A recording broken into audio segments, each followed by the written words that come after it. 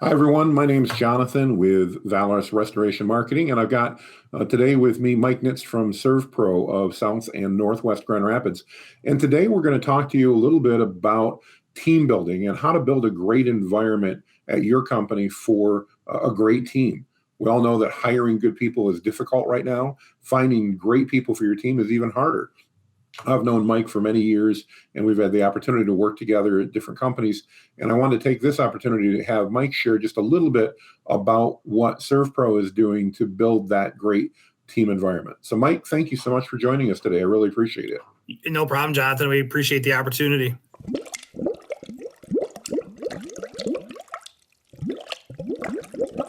So obviously there's a lot of things we could talk about. As I mentioned, you and I have known each other for many years, but talk to me a little bit about SERVPRO, particularly the franchise that you're at over for South and Northwest Grand Rapids, and about the team environment they have. Why is it such a great place as compared to any other place? Yeah. So I've been in the fire, water restoration, insurance, and claims business for well over almost 25 years now. And so I've seen a lot of things. I've worked with different companies, different owners, different leaders and whatnot. There's just something just really fantastic about what we have here in West Michigan. We are a national company. We are franchise owned. Our owners, Ted Brummel and Randy Ostert, have owned our franchise for about 3 years, and we've been around since about 1993. But we are a franchise. We are locally owned and operated. And the thing that we have is that we have a national brand that is locally owned and operated, which means we have people that live in our own communities that work for us and work with us and are part of our team that understand the culture of of West Michigan. We live in the neighborhoods that we serve. We have families that work in the businesses that we serve. So it's just a very there's something special about being locally owned and operated, but yet having the backing of a national corporation like SERVPRO to depend on when those big disasters do happen. Thank you for sharing that. It makes a lot of sense. As you mentioned, you've been in the industry for quite a while. That time hasn't all been at SERVPRO, and without obviously speaking ill of any of the past places. Talk to me a little bit about some of the things that maybe SERVPRO does differently, especially at your franchise, that make it a great team environment. I know you've talked about obviously the benefits of being part of a larger franchise and those big programs, but on a day-to-day basis, what makes your franchise such a great place? Well, I think right now it's just the culture. From the day we have bring people on, it's all about training and development, making sure they have the right tools, the right resources, having everybody understand what our common goal is. You'll hear very, very often here in our shop is that we're not necessarily in the restoration business. We're in the business to help people. We are not sales and marketing reps. We are in the business to build relationships. So when things do happen, we don't look at it as a sales transaction, but we look at it as a partnership to make sure that we understand the culture of the businesses and the companies that utilize our services. But we also understand the needs that families in our community have when these types of things happen. When you have a major fire in your home and you have even the simplest, what we would think is a simple water loss in a basement, it's a life-changing thing for some folks. So we need to understand that. So we really push and help train our staff to have empathy and understanding, and just making sure that every time we go into a job, it's like the first time we've gone in there, and just saying, man, I'm so sorry this happened, but we're going to take good care of you. So, and it starts with our ownership team, and it works its way down. They've built a great foundation. There's a great onboarding process, training and development, and you can just tell the culture here is second to none from anything that I've ever been a part of. No, that makes a lot of sense. You mentioned something that I thought was real interesting, and that was you don't look at it as a sales process so much as helping others out. And I know you shared with me in the past, Mike, that sometimes you get out on a job site and there's the proverbial pushy sales guy who's like, just sign here, just sign here, just sign here. And I know that's a tactic that some, restoration companies utilize. If you had the opportunity to talk to a property owner and that's in that situation, Mike, what type of advice would you give to that property owner to help them make the right choice when they're in the midst of that disaster? They've got a situation that needs cleanup. And again, they may have more than one rep from different companies there pushing them. What advice would you give to that property owner in that situation? Well, first of all, we know that there's a tremendous amount of competition in our industry, and that people have the choice to use whoever they want to. And honestly, there's times where there's jobs that are going to be a better fit, but we never go into a situation, try to strong arm anybody into a job. Ultimately, it's got to be a good connection for the people that we work with. If SERVPRO for some reason isn't what they're looking for, or we can't meet their needs, then, hey, we understand that it happens. And, but rarely do we see that. I mean, we are about, making sure it's a good fit. And again, going back to what I said earlier, it's about building a relationship. It's just having empathy, having people understand that, when their business is shut down because of a fire or a major water loss, or people have been displaced from their home, time is of the essence. And if the quicker you can get a crew in there, get things moving, get things forward, that's what speaks volumes. And again, going in there and building trust and helping them understand that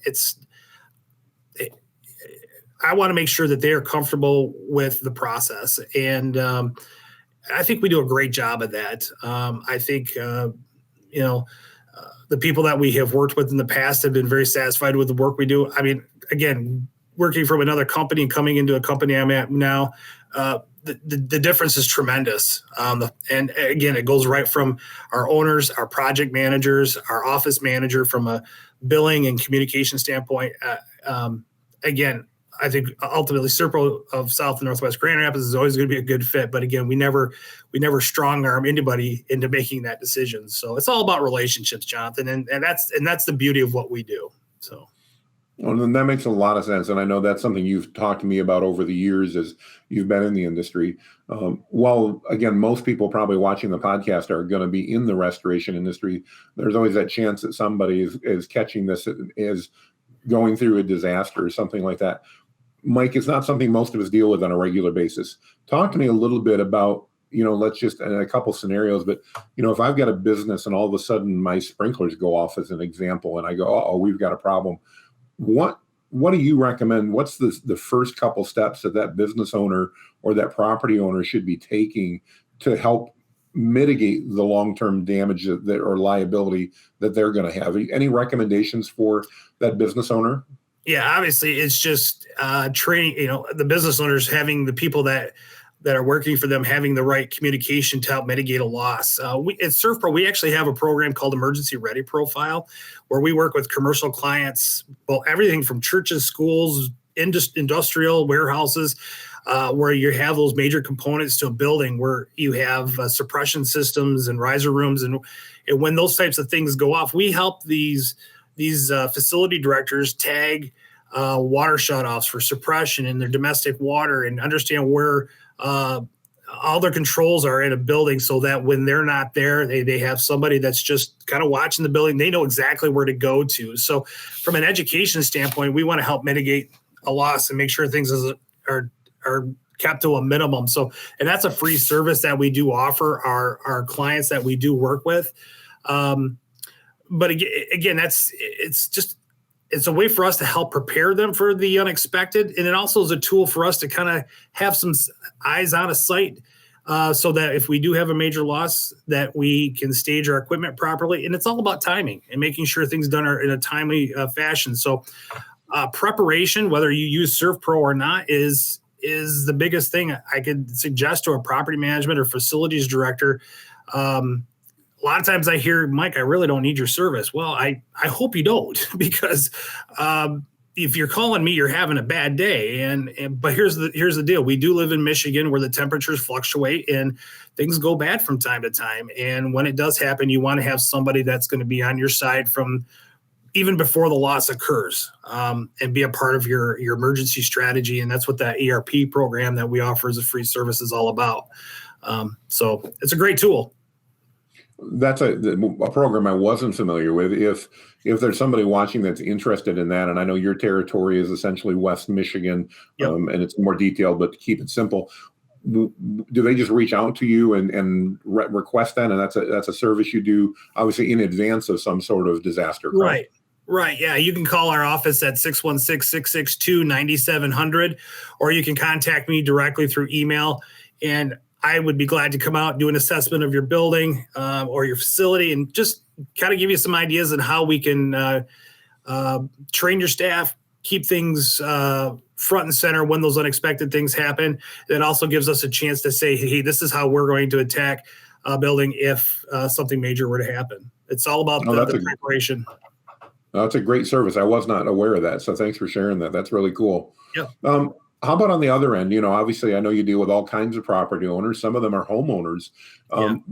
When I walk into my basement and I realize there's water where there's not supposed to be, do I call my agent first? Do I call you first? What do you recommend as that initial phone call? I guess the other question is, as a restoration company, are you going to help that homeowner through part of that insurance negotiation, or what's that look like? Yeah. So especially this time of year where we have a lot of snow melt, we have some rain, the ground is still frozen. There's a couple different things that happen right now that when water shows up, obviously there's the regular, the sudden, direct, and accidental. So I'm going to throw an insurance term out there a little bit. That happens whether you have a broken pipe, your hot water heater bursts, your dishwasher, your wash machine overflows. Those are things that happen a lot, and we get a lot of those 365 days a year. Even in the middle of the summer, those types of things happen. So when those types of things happen, give us a call. We'll work with your insurance company and make sure you're taken good care of. And obviously, before anything happens, I always tell my clients is have a great conversation with your insurance provider to make sure you know exactly what is covered and what's not covered. There are things on a homeowner's policy, and I'm not an insurance agent, but there's an endorsement for water and sewer backup that I would highly recommend you have a minimum of $10,000 in coverage, especially if you have a finished basement. Have a conversation with your insurance professional about that. The second problem we're having, especially this time of year, is groundwater or hydrostatic water. And typically that's not covered by insurance. Again, a conversation you want to have with your insurance provider. What we will do is we can make some recommendations. We have some great referral folks to help with foundation issues. When it's in the middle of a thaw and raining, you got water coming from there's no way to stop it. The only thing that'll stop it is if it stops raining and dries up. So again, give us a call. We have recommendations. We have resources that they can help you through it. And then we could talk about a mitigation process that, we can try to help you out and have an understanding what needs to be done and what all the details are on that. So awesome. Well, thanks for sharing that again. As one of those homeowners that would have no idea what to do. As you know, the last time it happened, I went, Mike, help. And you gave me some really good advice that ended up meaning we didn't have to do anything, which was great. But right. So back to the culture and the team, obviously that's one of the things I really wanted to focus on here. If somebody's interested in getting into the restoration industry, maybe not even just with SERVPRO, what advice would you have for that person that's looking at it? Why is the restoration industry a good industry from your perspective, and what makes it a good career from where you're sitting, Mike? Well, I want to be careful with what I say here a little bit because it's more than just buying some fans and a dehumidifier and throwing restoration on the side of your truck. There's a science to it. Being certified for water and fire, mold remediation. We also do biohazard and trauma scene cleanup, that type of thing, which we don't like to talk about, but we do. It's all about certification. It's all about training and just making sure you have the right people doing it. Like I said earlier, there's a tremendous amount of competition in our area. And we only hold a certain percentage of the market share here in West Michigan because of that, which is fine. There's enough work for all of us to do out there, but making sure the right people are doing the work, do your research before you just call 1-800, clean up my basement. It's about making sure you have the right people, the right certifications, they have the right equipment. You're not signing just a contract that says we're going to do the work, you're going to pay us no matter what. There's always work authorizations and payment directives that we have to take care of, but rest assured, when you call SERVPRO, it's going to be done right. And that's the beauty with SERVPRO. But getting into the business, it is a business. And I'm thinking mainly as an employee here, Mike. I probably should have made that clear. If I say, wow, from a career perspective, I'd love to work for a great company, and I like the idea of partnering with people and helping people out. Are there certifications that people should get, or does it depend on their role in the company? Or I guess, if I'm talking to my 20-something son and he says, wow, this is an interesting industry, how do I get involved? What recommendation would you have for somebody looking at your industry as an industry they'd like to work in? Yeah, and again, I think right now it's for me, it's I love helping people. I love being able to go into places and talk about what we do and how we do it differently than everybody else. And I think from getting into the industry, I love working for a group of people that know exactly what needs to be done. They do it right, and it's done with integrity and with a lot of value. Again, we're not the cheapest one out there, but I think we do it the best. I have worked for some other companies. I've seen some other companies that we worked with, and sometimes it's just not good. I mean, we get called in sometimes to clean up after a company's been in there. So if you're really considering going into the business or want to go into the business, it's a really niche industry. We don't sell nuts and bolts. We don't sell T-shirts. It's a service that, when things happen, we're busy. When things are not going on, we're busy, but you have to depend on the situations like weather and natural disaster and that type of thing. So, but there are a lot of things that do happen, and just being prepared and being ready and having a good company to be tag along with is a big part of the process of being in the industry. So. Awesome. Well, again, I think that's really good advice, and I appreciate you sharing that. I appreciate the stuff you mentioned about the team culture and the training and all that. I can certainly imagine that's one of those areas that being with an organization like SERVPRO can be helpful, because they've got some great resources, and I'm sure trainings and best practices and that available to help each of your team members do the best job they can in helping out your customers. So I think that's really good. Yeah. Any last advice you would have either for another restoration company looking to hire? Obviously, hopefully not one of your direct competitors, but let's say somebody's down in Louisville, Kentucky, and they're trying to figure out how to find the right people. Any recommendation for that owner of that restoration company and what things they should be doing to attract talent like yourself? Yeah, I work with a lot of different types of folks, and the thing that's we kind of get the stigma of being kind of an ambulance chaser, if you will, and the used car salesman or whatever. But we do our best to try to break that mold. And my advice to anybody getting in the business is do it right. Don't do it with a strong hand. Don't do it with that you feel desperate that you need to have work. Do it with the fact that you just want to help people. You want to make sure people are taken care of. Be true to your promise. Set up expectations that are able to be met. Go out and do good for people instead of, it's all about doing business with integrity, being true to your word, making sure you understand what your mission statement is, stay true to your core values. And things will happen. Things will happen right for you. And that's the thing that I think a lot of restoration companies sometimes lose sight of is, if we're not making our budget for the month, we got to go out and do it a little bit deeper or whatever. Just do it the right way.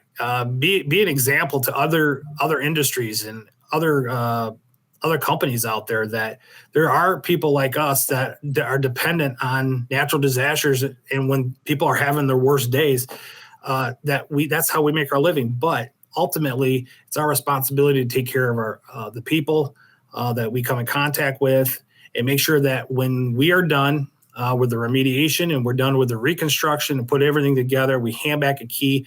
They go, this was one of the best experiences I've ever had. That's our goal. It's simple as that. We want to make sure that we have done everything and communicated everything perfectly throughout the process. Great advice. Very great advice. I appreciate it. Well, Mike, anything that I didn't ask at all about culture, anything else you'd like to add?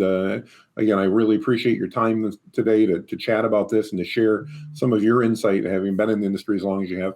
Anything that I should have brought up that I didn't that you'd care to add?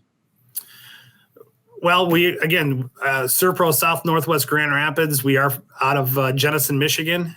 We've been around for quite a while. We have a group of people here that have worked here for a long time. If I could be a resource to any marketing folks that are out there that are watching this, I'd love to connect with you, ask some questions. I'm on LinkedIn. I'd be glad to connect with you and just kind of share some thoughts, some best practices, things that are working. At my point in my career, for as long as I've been, we talk about legacy.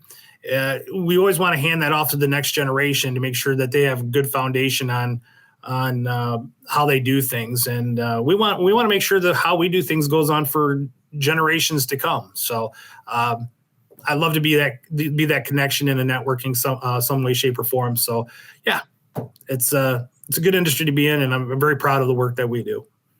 Awesome. Well, Mike, I certainly can give that testimony. I know you guys do a great job, and you in particular have got the heart to serve, and that shows in what you do. And I know I appreciate that, as I'm sure your customers do. So thank you again for your time. I really do appreciate it. As a reminder to everybody watching, if you want to connect with Mike, he's on LinkedIn. Feel free to look him up.